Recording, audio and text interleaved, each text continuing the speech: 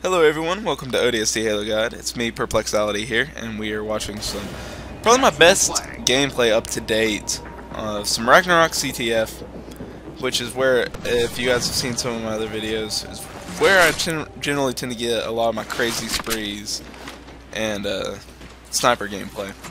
So, happy Valentine's Day to everyone, which is when I'm recording this. I might actually be a day late by the time I've uploaded it. But pretty much just sitting here.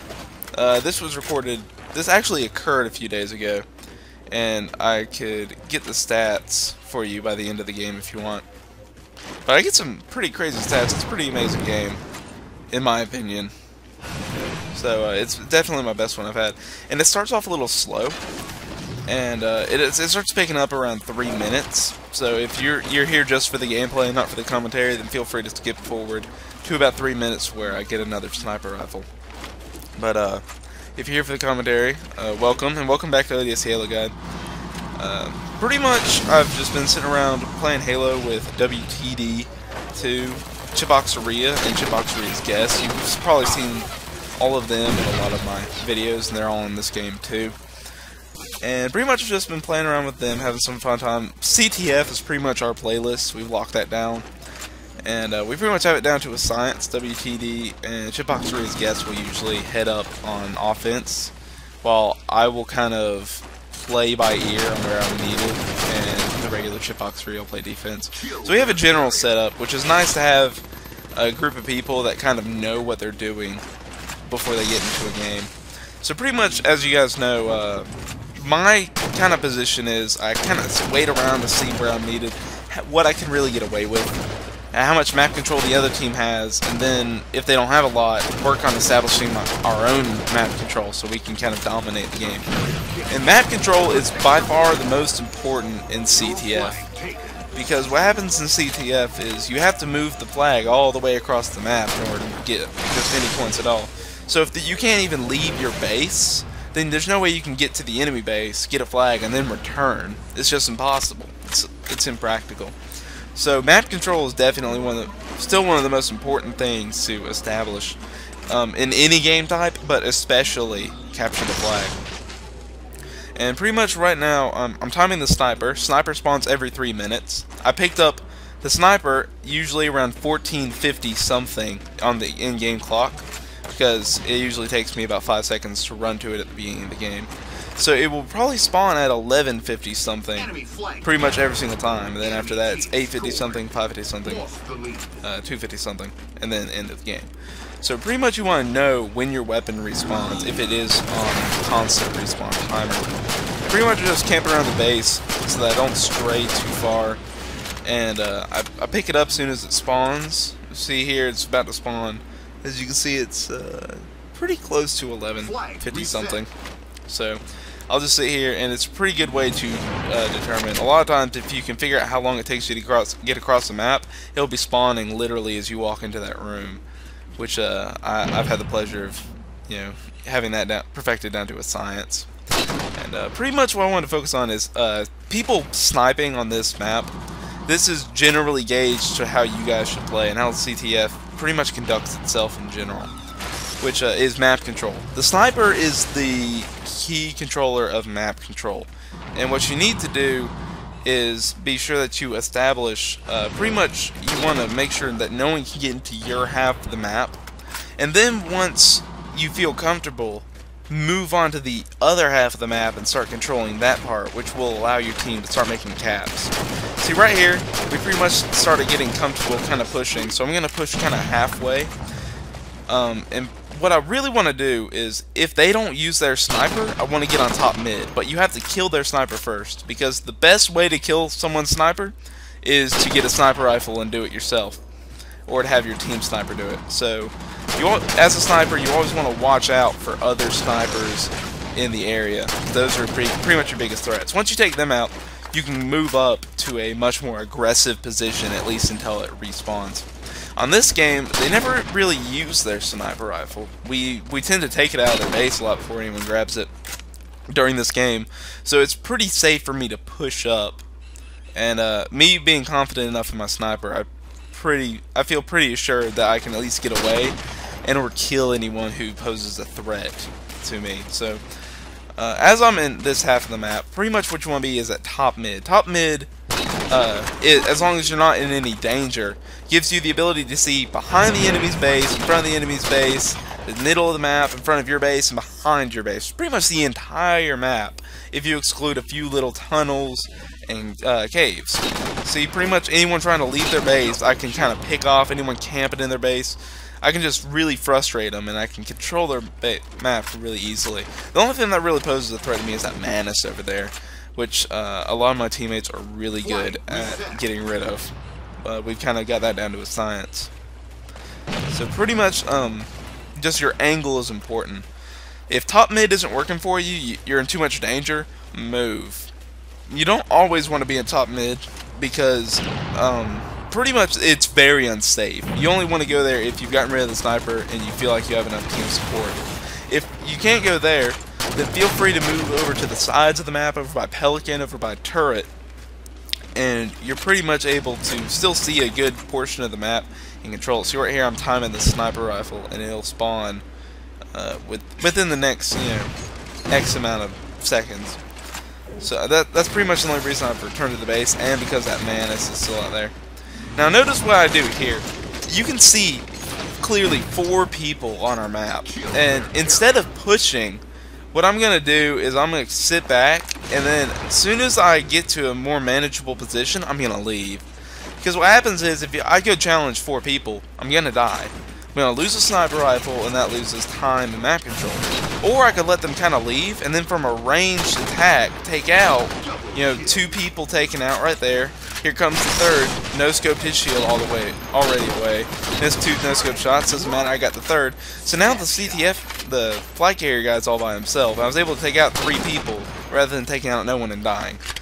So it's important to know when to challenge. When you're sniping, especially on long maps like Ragnarok, it's more important for you to stay alive so you can help your current flag carrier or help reestablish map control than for you to die for the sake of that flag cap. Now sometimes it is necessary for you to die, but you need to be able to judge that. If you dying will pose no gain, then it's obviously nothing that you need to even consider.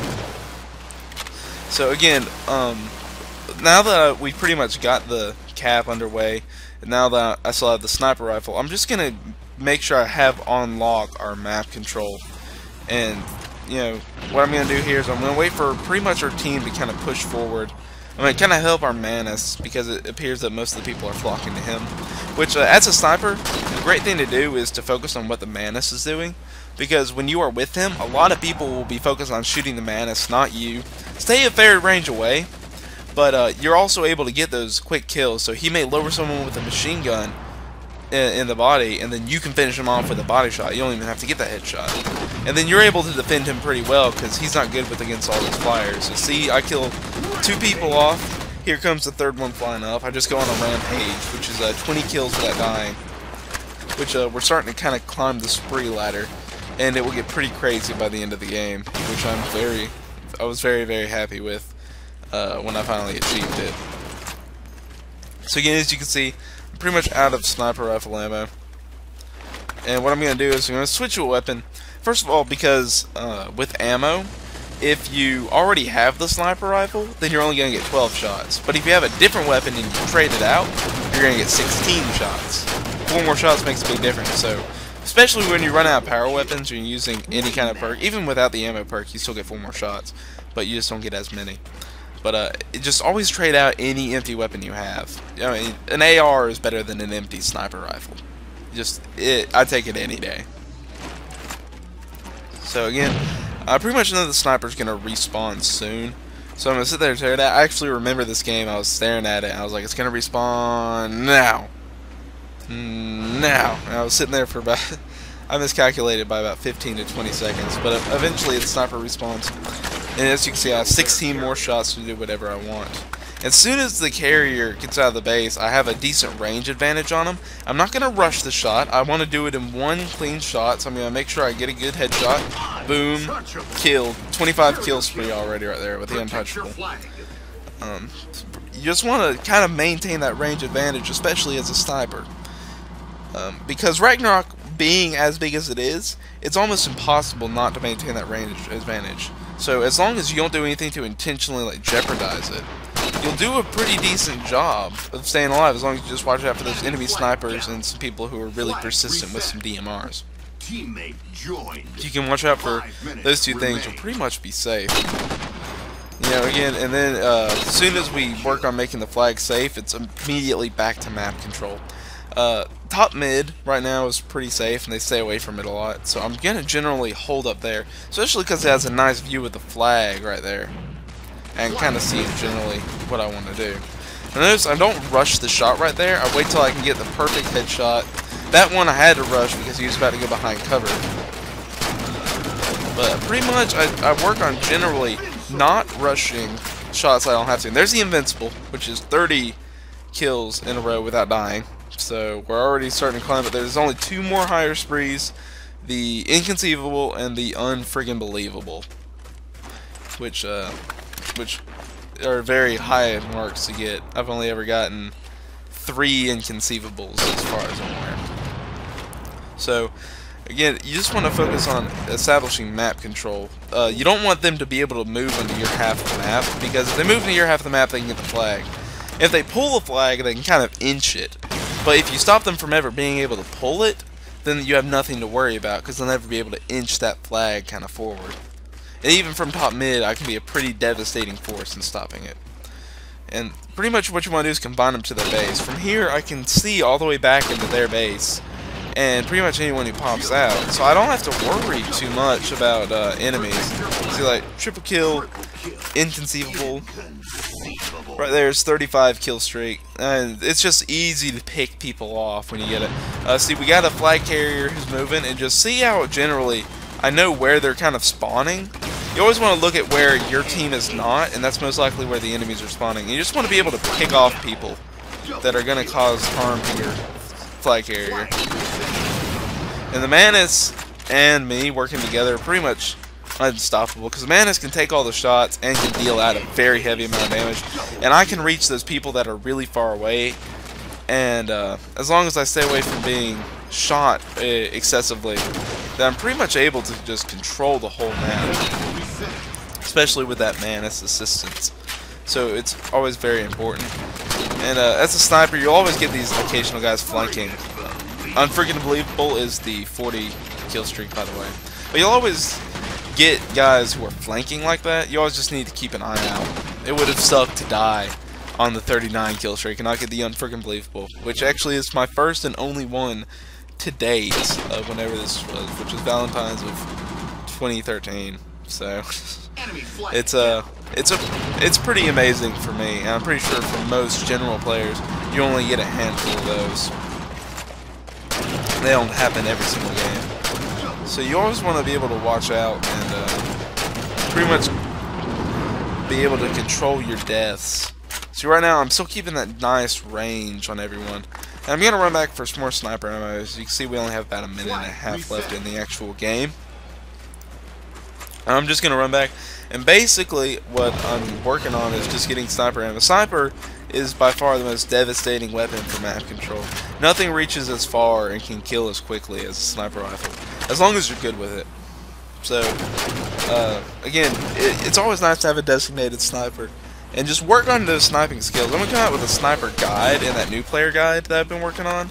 I have a few more episodes I'm going to work on. I know some people may think it's kind of noobish because of the HUD episode, but it is a necessary introduction episode.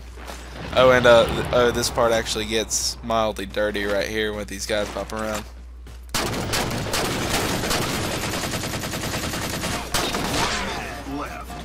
Snapshot. Double kill. Yeah. So pretty much we're going to be able to tie up the game. And we're, again, as soon as we get it, I want to go back to map control. Because what a lot of people do is when they pull the flag, everyone leaves with the flag carrier, so you lose a lot of your map control when you actually capture the flag. And a lot of people don't pay attention to that and don't realize it. But it's very important that you don't just simply leave the flag and just completely go with the flag and leave their base. You want to be able to have at least 1 or 2 people that are focused on establishing map control.